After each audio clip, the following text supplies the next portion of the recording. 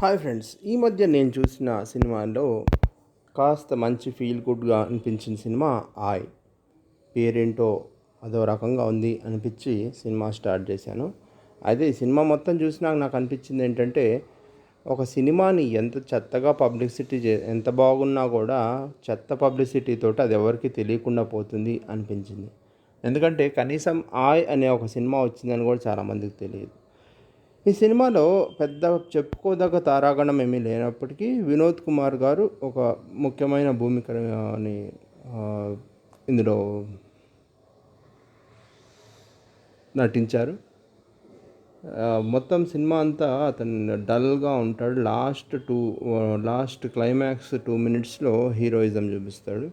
So cinema story విషయానికి వస్తే, సినిమాలో ముగ్గురు ఫ్రెండ్స్ ఉంటారు. ఒక అమ్మాయి చుట్టూ తిరుగుతూ ఉంటారు. ఫ్రెండ్స్లో ఇద్దరేమో బేవార్స్గా తిరుగుతూ ఉంటారు. ఒక అబ్బాయి ఏమో సాఫ్ట్వేర్ జాబ్ చేసి వర్క్ ఫ్రమ్ హోమ్ చేస్తూ ఉంటాడు ఒక పల్లెటూరులో. ఈస్ట్ గోదావరి పొలాలు, ఆ కొబ్బరి చెట్ల మధ్య